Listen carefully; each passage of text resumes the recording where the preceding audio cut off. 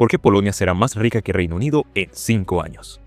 Durante décadas, el Reino Unido vivió con una mentira reconfortante grabada en su psique nacional, que su grandeza era permanente, que la geografía había bendecido para siempre a esta isla con una ventaja económica que nadie podría arrebatarle. Cada mañana, millones de británicos despertaban en casas victorianas húmedas, pagando hipotecas que consumían la mitad de sus salarios, convencidos de que al menos eran más prósperos que aquellos polacos que venían a recoger fresas en Kent o a servir cafés en la ciudad. Era una ilusión necesaria. El único consuelo que quedaba después de décadas viendo cómo el sueldo real se estancaba, como el de la NHS, se colapsaba bajo el peso de la demanda.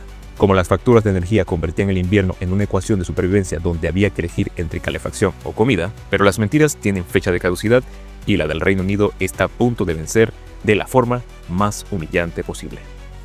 En 2030, según proyecciones del Banco Mundial que los propios ministros laboristas ya no se atreven a desmentir, la familia polaca promedio va a ser más rica que la británica. No estamos hablando de una convergencia gradual ni de un acercamiento estadístico. Estamos hablando de un adelantamiento completo, del momento exacto en el que el fontanero barato que arreglaba las tuberías regresa a casa porque allí vive mucho mejor que tú. ¿Cómo es posible que una nación que hace 30 años salía de las ruinas del comunismo con tiendas vacías y una economía destrozada esté a 5 años de humillar a la quinta economía del mundo? La respuesta no está en los tratados europeos ni en las tasas de interés del banco. Está en algo mucho más primitivo. Polonia recuerda el hambre y corre para alejarse de ella, mientras en el Reino Unido se olvidaron que la prosperidad es algo que debe ganarse cada día.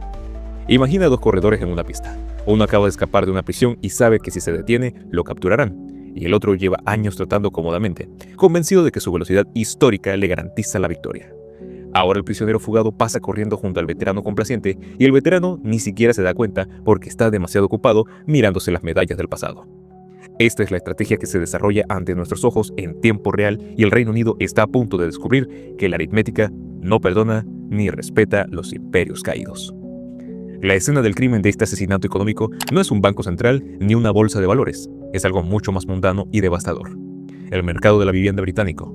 El cáncer que devora la prosperidad desde dentro mientras la sociedad aplaude cada metástasis como si fuera una señal de salud. Y mientras tanto, Polonia construía 2.5 millones de viviendas nuevas entre el 2015 y el 2025, permitiendo que ingenieros veinteañeros compraran apartamentos modernos en el centro de Cracovia, con 3 años de ahorro. El Reino Unido erigía apenas 1.8 millones de unidades para el doble de población. La mayoría de los desarrollos de lujo inalcanzables protegidos por leyes de planificación que convierten cada proyecto en un infierno kafkiano de objeciones y consultas públicas. ¿Por qué construir se convirtió en un acto heroico en el Reino Unido, mientras Polonia simplemente lo hace como una función vital del Estado? La respuesta está en el momento exacto donde el carácter de una nación se revela bajo presión.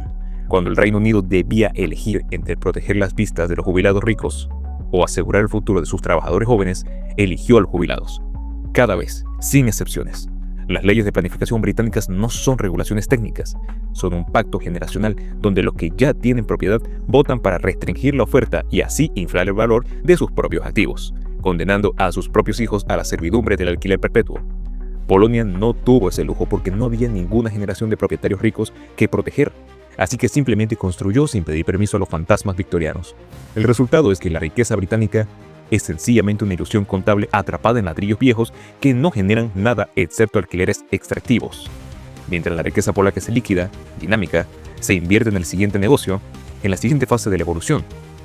Cuando celebras que los precios de las casas suban, estás aplaudiendo el empobrecimiento de tus propios descendientes y el Reino Unido lleva 40 años en esta ovación suicida.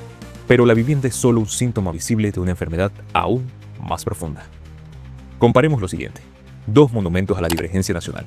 El tren de alta velocidad HS2 contra el proyecto CPK de Polonia. El HS2 es concebido en el 2009 para conectar Londres con Manchester y Leeds mediante trenes de alta velocidad que crearían un corredor económico integrado. 17 años después, en el 2026, el proyecto ha gastado más de 100.000 millones de libras. Ha cancelado la ruta a Manchester, ha abandonado la conexión a Leeds y lo que queda es un fragmento mutilado que conectará Londres con Birmingham a un costo por kilómetro que rivaliza con misiones a Marte. Mientras tanto, Polonia no solo habla, vierte hormigón y acero. El CPK es un hub aeroportuario central diseñado para 40 millones de pasajeros anuales, expandible a 100 millones. conectado por miles de kilómetros de vías férreas de alta velocidad que reducirían el viaje de Varsovia a Cracovia a menos de 2 horas. Costo total del paquete integrado, 35.000 millones de euros. Cronograma, primera fase operativa en el 2032, apenas 8 años desde su aprobación. Comparando esto, el HC2, que lleva 17 años en planificación, ha gastado casi lo mismo y ni siquiera tiene fecha de terminación confiable. Luego, también tenemos el elefante en la habitación, que los analistas mainstream prefieren ignorar porque complica sus narrativas limpias: la seguridad y cohesión social, factores que cualquier padre o empresario considera fundamental a la hora de decidir dónde vivir e invertir, pero que los economistas descartan como externalidades imposibles de cuantificar.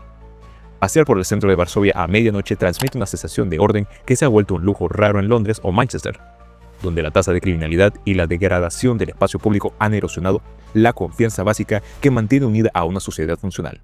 Inglaterra y Gales registran más de 6 millones de delitos en el 2023, incluyendo aumentos en crímenes violentos, robos con cuchillo y delitos sexuales que han hecho que estas estadísticas apenas sean capturadas porque no miden la experiencia vivida de la inseguridad.